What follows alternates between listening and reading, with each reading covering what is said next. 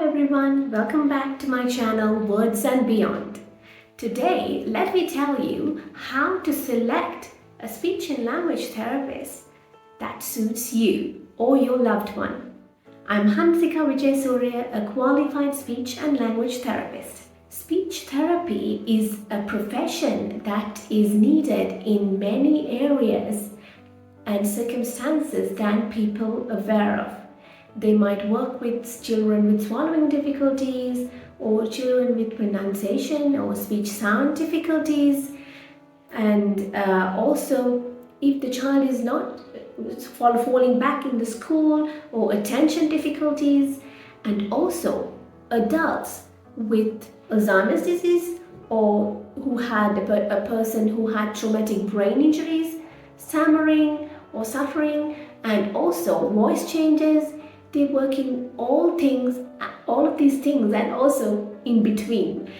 And also they work in different situations and in different places. They might work in a school, they might work in a hospital or in a clinic, and they might work with people, adults, children, or also kids who are just being born. So let me tell you some things that you might find important when you're selecting a speech and language therapist for your loved one, because this is an important job.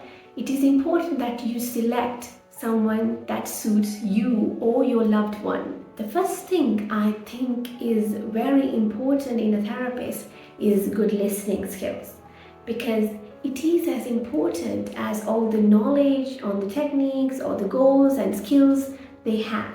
Because good listening skills means that they will be talking, like when you are talking, they will be listening, and it will be easier for you to collaborate with the therapist and work with it.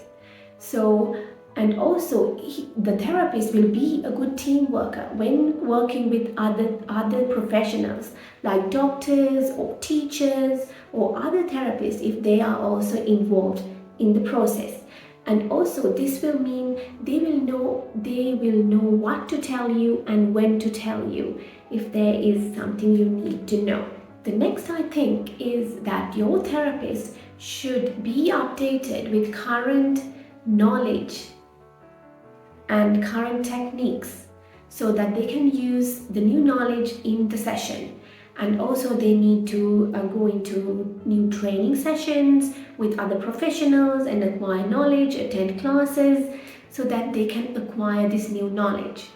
And also the therapist should be willing to learn from the mistakes. If they're making a mistake, don't worry. They will learn from this failure, and they will adapt a new knowledge they acquired and use it in the session with your child. Because every child is different, every patient is different. With a new child or new client, there is a new challenge for the therapist. So they have to adapt the new techniques and use it with the client, and they should acquire this knowledge and turn it into a success during the therapy session. Ability to be adaptive and innovative is another good quality I see in a speech and language therapist, because they might work in a home setting or clinic setting or in a hospital. They have to adapt to that situation and work in that situation accordingly. So being adaptability is a good quality I see in a speech therapist. And also they need to be innovative, because one that works with one client, a technique that works with one client might not work with another. They might have to change it a little bit to suit the other one, because everyone is different. So being innovative is a huge asset that I see in a speech and language therapist. Speech and language therapists should find new motivators, good motivators, and different motivators during the session to work with. So it will help if you tell them what you like, your colors, or your loved one likes, your hobbies, or anything they can use as a motivator during the session. So if it is a child, it might be water, they might like water, or foam, or bubbles, or even a toy they like. It will help them. Don't worry if they are using the same toy, but they might be using it in different ways to motivate them. As long as you see that they're working towards the goal, then you know that they are doing a great job. Being persistent is another beautiful quality that I see in speech and language therapists, because speech therapy takes long time. It's not like you swallow a pill and it gets better. It takes time and patience.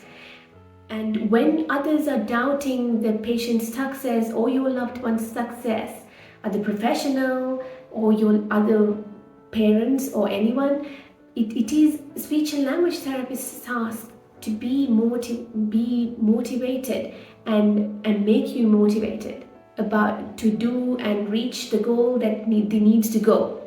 So it's no easy task.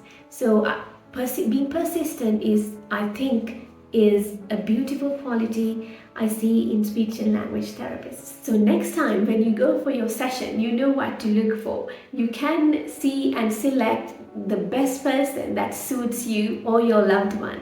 Hope you enjoyed the video. Thank you for watching. Please subscribe and share my channel.